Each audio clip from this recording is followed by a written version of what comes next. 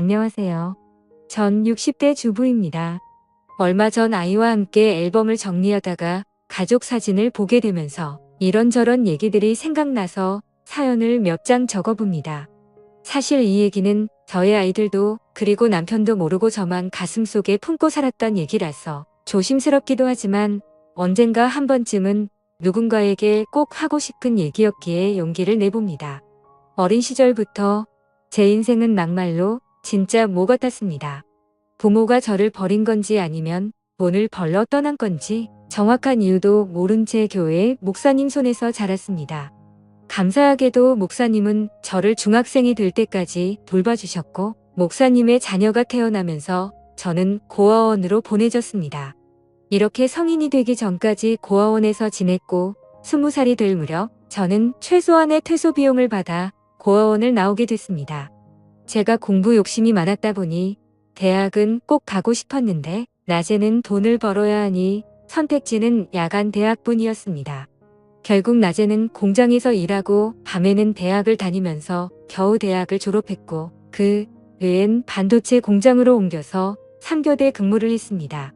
그런데 이렇게 살다가는 죽도 밥도 안 될 것 같아서 공장을 관두고 큰맘 먹고 공무원 시험 준비를 시작했습니다.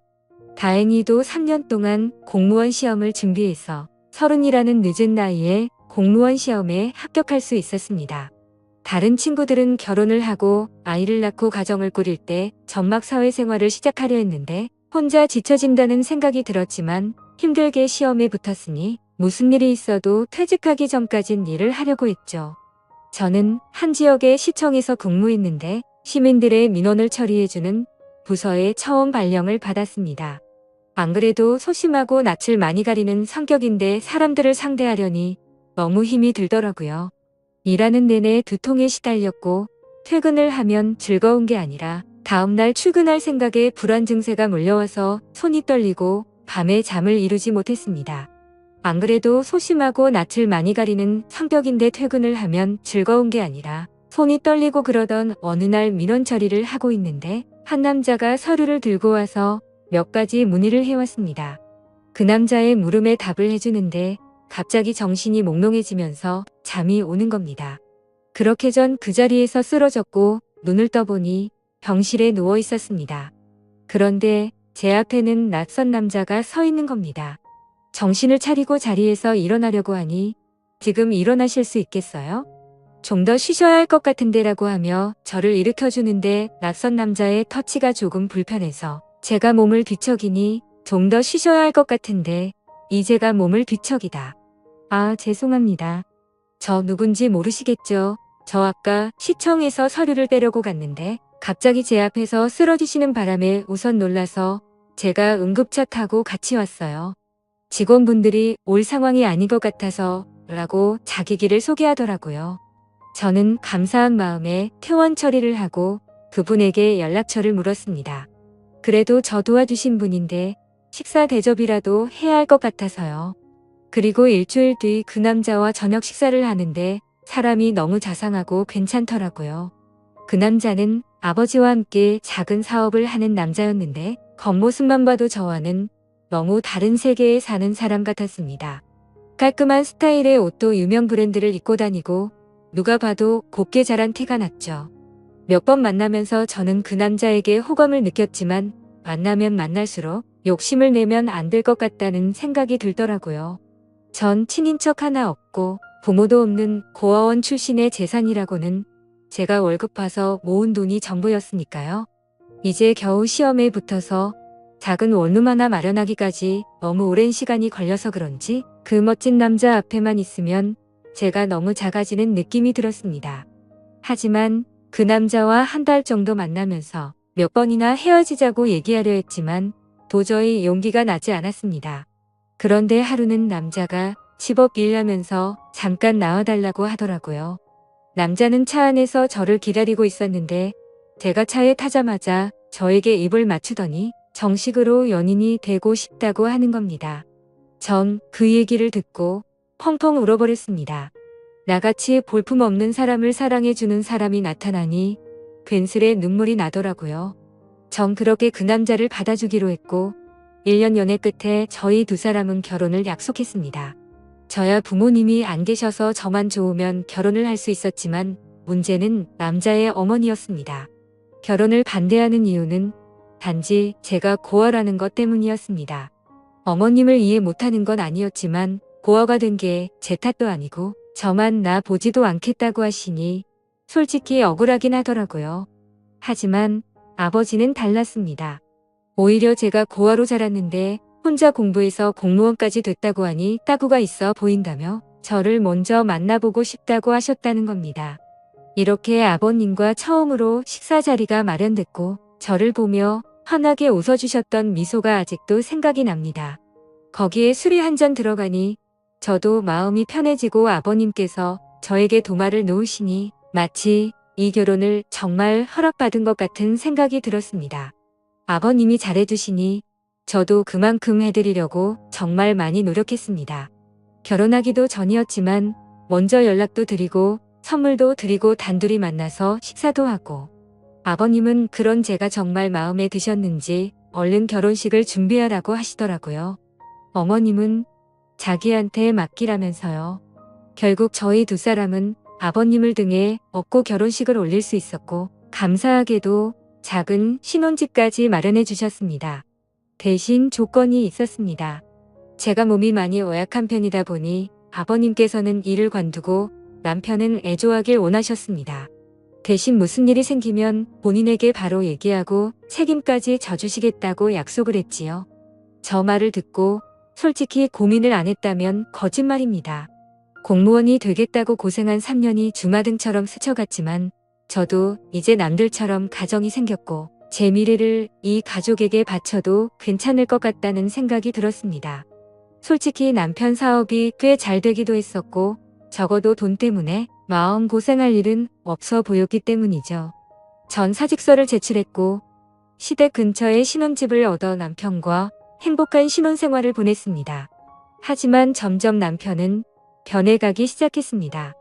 누구보다 저를 사랑해 줄 것 같던 사람이 외박은 점점 잦아지고 연락도 잘 되지 않았습니다. 제가 조금이라도 잔소리를 하면 바로 손이 올라왔고 폭력을 쓰려 하더군요. 전 그럴 때마다 아버님을 찾아갔고 아버님께서는 저 대신 남편에게 쓴소리도 하고 혼을 내기도 하셨습니다. 그렇게 결혼 3년 차쯤 됐을까 드디어 사건이 터졌습니다. 점심때 친구와 만나기로 한 약속 장소는 남편 회사 근처였습니다. 친구와 점심을 먹고 남편이랑 커피 한잔 하려고 휴대폰을 꺼내든 순간 전 제 눈을 의심했습니다. 남편이 낯선 여자의 허리를 감고 길을 걷고 있더라고요. 멀리 있어서 흐릿했지만 분명 제가 아침에 챙겨준 셔츠에 신발 그리고 재킷까지 누가 봐도 남편이었습니다.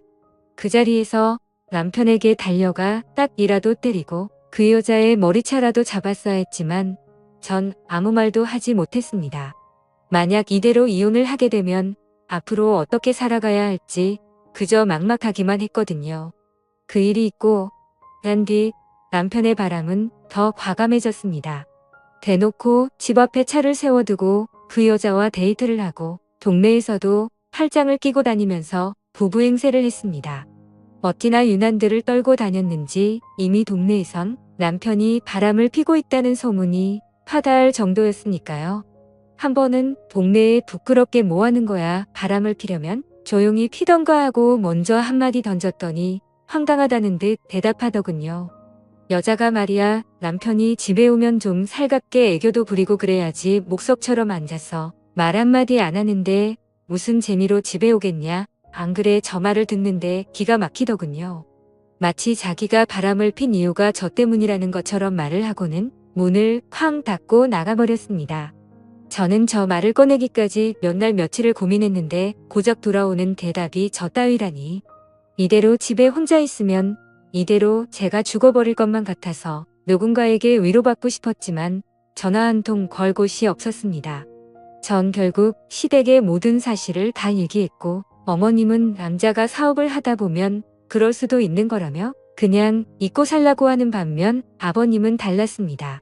이 새끼 저 새끼 이래 담지 못할 험한 욕을 하시더니 남편에게 전화를 걸어 당장 집으로 오라고 하시더군요. 그날 밤 남편은 밤새도록 아버님에게 두들겨 맞았습니다. 마음 같아서는 당장 이혼이라도 하고 싶었지만 뱃속에 아이와 직장도 없는 제가 갈 곳이 없었기에 섣불리 이혼 얘기는 꺼내지도 못하겠다고요. 아무 말도 못하는 저를 보고 아버님은 허튼 생각하지 말고 신혼집 정리하고 여기로 들어와라. 내가 저놈은 무슨 일이 있어도 버릇을 고쳐놓을 테니 나만 믿고 들어와라고 하시더군요.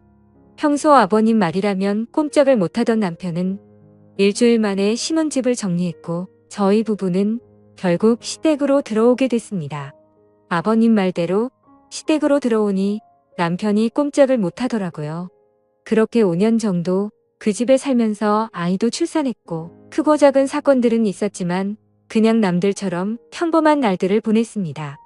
저는 평소처럼 아이를 어린이집에 데려다주고 집으로 돌아오는 길이었습니다. 깜빡하고 열쇠를 안 가지고 와서 밖에서 문을 두드렸는데 인기척이 없는 겁니다. 분명 어머님이 집에 쉴 시간인데 아무 소리도 들리지 않길래 어머님께 전화를 걸었지만 받지 않으시더라고요. 괜스레 불길한 예감이 들어 열쇠 수리공을 불러 문을 열었습니다. 그런데 현관문을 여는 순간 저는 너무 놀라서 제자리에 주저앉아 버렸습니다. 어머님이 가슴을 부여잡고 문 앞에 쓰러져 계시는 겁니다. 놀란 저 대신 열쇠 수리공이 119에 신고를 해주었고 응급차를 타고 가면서 가족들에게 전화를 걸었습니다. 안녕하세요. 전 60세 전화를 받은 가족들이 모두 병원으로 모였지만 이미 병원에 도착했을 때 어머님은 심장은 멈춰 있었습니다. 평소 혈관 질환을 갖고 계셔서 건강에 주의를 했지만 급성 심근경색으로 돌아가셨다는 얘기를 듣게 되었습니다. 너무 갑작스러운 죽음 앞에 가족들 모두 슬픔을 감추지 못했고 아버님은 어머님 손을 잡고 펑펑 우셨습니다. 그렇게 갑작스레 어머님이 돌아가시고 난 뒤 아버님의 건강도 급격히 안 좋아지기 시작했습니다. 시누들은 이미 결혼을 해서 아버님을 모실 수 없다는 입장이었고 제가 집에 있으니 요양보호사는 부르지 말자고 하더군요. 결국 전 아버님과 함께 살며 아버님의 수발을 들었습니다. 매니마다 식사를 챙겨드리는 것은 기본이었고 관절염이 심해지셔서 거동이 불편하신 아버님은 휠체어 생활을 하셨는데 화장실에 가실 때나 밖에 볼 일이 있으실 때도 항상 제가 아버님을 모시고 다녔습니다. 솔직히 처음 오면은 왜 내가 이런 일을 해야 하는지 싶은 생각에 도망치고 싶고 아버님이 원망스럽기도 했습니다. 돈이 없는 집도 아니고 누가 나한테 월급을 주는 것도 아닌데 자식들도 안 하는 걸 며느리인 제가 하고 있으니 가끔 투정을 부리고 화를 내는 저를 보면서 아버님도 제게 죄스러운 마음이 드셨나 봅니다. 제가 짜증을 내도 아버님은 저에게 미안하다는 말을 달고 사셨습니다. 하루는 제발 요양원으로 보내달라 사정하시는데 저 때문인 것 같아서 눈물이 다 나더라고요. 결국 아버님께 제가 할 수 있을 때까진 모시겠다고 약속을 드렸죠. 그렇게 아버님을 모시고 산 지 15년이라는 세월이 흘렀습니다. 서로 살 부비며 살다 보니 아빠와 딸처럼 정말 막역한 사이가 되었고 신기하게도 아버님이 점점 건강을 되찾으시는 게 눈에 보였습니다. 낮에는 저랑 같이 밖에 나가서 같이 산책도 하고 바람도 좀 쐬면서 즐거운 시간을 보내는 반면 밤만 되면 저랑 남편을 빤히 저를 쳐다보시기만 하고 묻는 말에는 대답도 하지 않으시더라고요. 그리고 새벽부터 일어나서는 방 안에서 혼자 어머님의 이름을 부르면서 막 울부짖기도 하셨습니다. 하루는 남편이 조심스럽게 먼저 제게 말을 꺼내더라고요. 여보, 내 생각엔 아버지 치매 같은데 좀 이상하잖아. 대답도 잘 안 하고 말도 잘 못 알아듣는 것 같은데 낮에 시간 될 때 당신이 모시고 병원 좀 가봐. 거참 노인네, 이젠 하다 머리가 말썽이네. 제가 치매 노인을 겪어본 적은 없지만 치매라기엔 아버님은 저와 대화도 잘하시고 장난도 잘 치셨는데 남편이 저렇게 얘기하는 걸 보니 맞는 것 같기도 하고 좀처럼 감을 잡을 수가 없더라고요. 날이 밝으면 아버님을 모시고 병원에 가야 하나 생각하고 침대에 누워 잠이 들렸는데 밖에서 인기척이 들리는 겁니다. 남편은 제 옆에 누워 코를 골며 자고 있고 인기척이라면 아버님뿐인데 뭐가 필요하신가 싶어 밖에 나왔더니 후다닥 방으로 들어가시더라고요. 그 다음 날도 또 다음 날도 아버님은 밤마다 제 방 앞에서 서성이시다가 제가 나오면 다시 방으로 들어가셨습니다. 왜 저러시는 건지 궁금하면서도 별별 생각이 다 들더군요. 어머님이 일찍 돌아가신 후로 외로워서 저러시는 건지 뭐가 필요하신데 말을 못하시는 건지 저는 걱정스런 마음에 거실에서 아버님을 기다리기로 했습니다. 졸린 눈을 비비면서 아버님을 기다리고 있는데 새벽 1시가 넘어서야 아버님이 방에서 나오시더라고요. 그런데 이상하게도 저를 보고는 놀라지도 않으시는 겁니다. 제가 작은 목소리로 아버님 뭐 필요한 거 있으세요? 저한테 말씀하세요. 라고 했더니 아버님이 제 옆에 앉으시더니 제 손을 꼭 잡으셨습니다.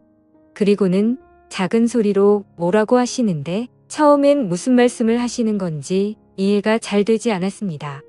그런데 갑자기 아버님이 눈물을 뚝뚝 흘리시는 겁니다. 큰 소리로 울지는 못하시고 숨죽여서 우시는데 저까지도 눈물이 나더라고요. 저는 이유도 모른 채 아버님을 위로해드렸고 아버님은 힘들게 입을 여셨습니다. 혜정아, 정말 고맙다. 내가 너한테 정말 고마워서 은혜를 어떻게 갚아야 할지도 모르겠다. 그리고 정말 고생 많았다. 내가 한 번은 꼭 말해야지. 생각을 했는데 정말 고생 많았다. 라고 말씀해 주시더라고요. 15년이 넘는 시간 동안 아버님을 모시고 살았지만 미안하다는 말뿐 고맙다거나 고생했다는 말은 한 번도 해주신 적이 없으셨거든요. 제가 아버님 앞에서 울자 아버님은 저를 꼭 안아주셨습니다. 그리고는 몇 시간 동안 이런저런 얘기들을 나눴지요. 그리고는 동이틀 무렵 아버님은 저에게 작은 종이 한 장을 보여주셨습니다. 그 종이 속에는 유언장이라는 세 글자가 적혀 있었습니다. 그리고 그 유언장에 적힌 내용을 보고 저는 깜짝 놀랄 수밖에 없었습니다. 아버님이 가지고 계신 재산의 일부만 남겨두고 모두 저에게 위임하고 싶다는 내용이었습니다. 가슴에 손을 얹고 저는 돈을 바라고 아버님을 모신 것이 아니라 정말 제 아버지라는 생각으로 아버님을 모신 건데 그 유언장을 보고 마음이 너무 무거워졌습니다. 아버님, 제가 이런 걸 바라고 아버님과 함께 지낸 게 아니에요. 아버님은 그냥 제 아버지나 다름없으시고 제가 잘해드린 것도 없는데 라며 말끝을 흘렸지요. 그럼 알지. 내가 왜 그걸 모르겠니? 자식들도 다 마다한 걸 며느리인 내가 해줬으니 거절 말고 받아라. 내 평생 은혜를 갚으려면 이걸로도 많이 부족하다만 이렇게라도 해야 내 마음이 편해질 것 같다. 말씀하시고는 방으로 들어가셨습니다. 그 일이 있고 난 뒤 저 남편 아버님 모두 아무 일 없다는 듯 평범하게 지냈습니다. 저도 아버님도 그날 일에 대해서는 얘기를 꺼내지 않았지요.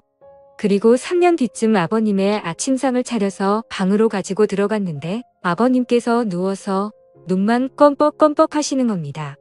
아버님, 일어나서 식사 드세요. 마늘 장아찌 좋아하셔서 그거 만들었어요. 하고 말씀드리는 순간 헛기침을 크게 하시더니 그 자리에서 숨을 거두셨습니다. 저는 아버님을 끌어안고 펑펑 울었고 결국 아버님의 인종을 지킨 며느리가 됐습니다. 아버님 장례를 치르고 물건들을 정리하는데 신우들이 집으로 몰려왔습니다. 아버지 유언장을 발견했다는데 신우가 갖고 있는 유언장에는 재산의 10%를 자식 셋이 나눠 갖고 나머지는 아버님께서 평생 후원해 오신 보육원에 기부하겠다는 내용이었습니다. 그 유언장을 보고는 세 남매는 아버님을 원망하는 곡소리를 냈고 그 모습을 보면서 저는 그 모습을 멀뚱멀뚱 바라만 보고 있었습니다. 물론 아버님이 제게 주신 유언장 얘기는 굳이 하지 않았지요. 어차피 제 돈도 아니었고 아버님께서 좋은 일에 쓰시겠다고 결정하셨으니 그 뜻을 따르는 게 맞다고 생각했거든요. 그리고 한 달 정도 시간이 흐르고 우리 집으로 웬 남자가 한 명 찾아왔습니다.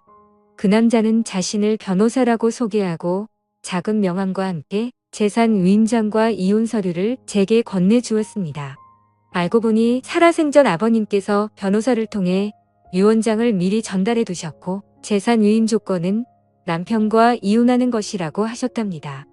이 사실은 돌아가신 아버님과 변호사 그리고 저만 알고 있으니 걱정하지 말라고 얘기하시는데 전 그 자리에 주저앉아 펑펑 울어버렸습니다. 아버님 바람대로 전짐을 싸서 그 집을 나왔고 아버님이 남겨두신 재산으로 작은 아파트 한 채를 구입했습니다. 그리고 남편에게는 이혼 서류를 우편으로 보냈습니다.